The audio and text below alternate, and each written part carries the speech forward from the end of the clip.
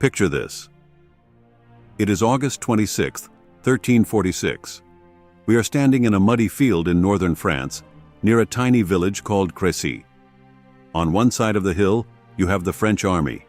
They are massive, 30,000 strong. They have the best armor money can buy, thousands of elite knights, and an ego to match. They are so confident they're going to win that the nobles are actually arguing over who gets the honor of killing the English king. On the other side, a tired, hungry, wet English army of about 9,000 men. Most of them aren't knights, they are peasants. By all the rules of medieval warfare, this should have been a massacre. The French should have rolled over them in an hour. But by the time the sun set that day, the medieval world had completely changed. This wasn't just a battle. It was the moment the invincible knight became obsolete. Let's talk about how a piece of wood and string destroyed the finest army in Europe. To understand this slaughter, you have to understand the weapons. The French brought Italian mercenaries armed with crossbows. The crossbow is powerful, sure, but it's slow. You fire, you crank it back, you load, you fire again. The English brought the longbow. Now, the longbow isn't a machine. It's an extension of the archer. These English peasants had been training every Sunday since they were children. A good longbowman could loose 10 to 12 arrows in a minute. Multiply that by 5,000 archers. That is not a volley. That is a weather event. We are talking about 50,000 arrows raining down every single minute. It didn't matter how expensive your armor was or how noble your bloodline was. If you rode into that storm, you were finished.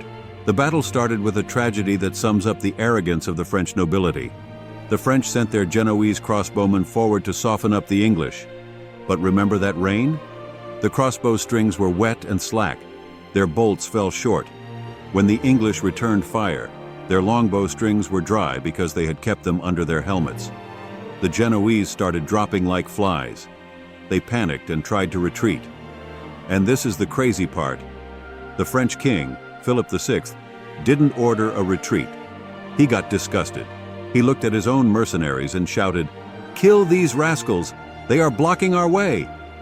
The French knights literally charged through and over their own men to get to the English. They trampled their allies into the mud before they even reached the enemy. It was total chaos. The French knights thought their armor made them tanks, but the English arrows didn't just aim for the chest, they hit the horses. As the horses fell, the knights crashed into the mud. Wave after wave, the French charged. 15 times they tried to get up that hill, and 15 times they were mowed down. There is one story that is both heroic and heartbreaking. King John of Bohemia was there, fighting for the French. The man was completely blind. He couldn't see a thing, but he refused to sit it out. He ordered his knights to tie their horses' reins to his so he wouldn't get lost, and they rode into the fight together. The next morning, they were all found dead, still tied together. A grim symbol of blind loyalty leading to destruction. When the smoke cleared, the numbers were impossible to believe. The English had lost maybe 40 to 100 men. The French? They lost over 1,500 lords and nobles and thousands of soldiers.